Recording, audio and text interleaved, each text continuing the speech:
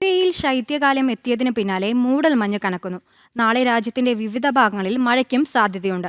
വരും ദിവസങ്ങളിൽ താപനിലയിൽ കാര്യമായ കുറവുണ്ടാകുമെന്നും ദേശീയ കാലാവസ്ഥാ കേന്ദ്രം അറിയിച്ചു. വാഹനമോടിക്കുന്നവർ ജാഗ്രത പാലിക്കണമെന്നും അധികൃതർ മുന്നറിയിപ്പ് നൽകി.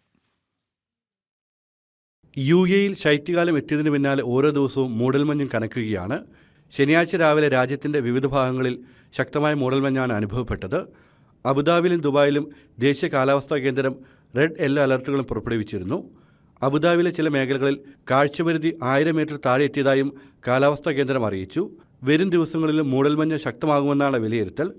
ഈ സാഹചര്യത്തിൽ കൂടുതൽ ജാഗ്രതയോടെ വാഹനം ഓടിക്കണമെന്നും വേഗപരിധിയിലെ മാറ്റങ്ങൾ ശ്രദ്ധിക്കണമെന്നും പൊതുജനങ്ങളോട് അധികൃതർ അഭ്യർത്ഥിച്ചു. വരും ദിവസങ്ങളിൽ രാജ്യത്തിൻ്റെ കാലാവസ്ഥയിലും കാര്യമായ മാറ്റമുണ്ടാകുമെന്നാണ് കണക്കുകൂട്ടൽ. ഈ മാസം അവസാനത്തോടെ തണുപ്പ് കൂടുതൽ ശക്തമാകും. നവംബറിനെ അപേക്ഷിച്ച് ഈ മാസം താപനിലയിൽ 6 ഡിഗ്രി വരെ കുറവാണ് പ്രതീക്ഷിക്കുന്നത്. ഈ മാസം 23-ന് ശേഷമാകും താപനിലയിൽ കാര്യമായ കുറവ് അനുഭവപ്പെടുക. ഇന്നും നാളെ രാജ്യത്തിൻ്റെ വിവിധ ഭാഗങ്ങളിൽ മഴയും പ്രതീക്ഷിക്കുന്നുണ്ട്. മണിക്കൂറിൽ 10 മുതൽ 20 കിലോമീറ്റർ വേഗതയിൽ കാറ്റ് വീശാൻ സാധ്യതയുണ്ടെന്നും ദേശീയ കാലാവസ്ഥാ കേന്ദ്രത്തിൻ്റെ മുന്നറിയിപ്പിൽ പറയുന്നു.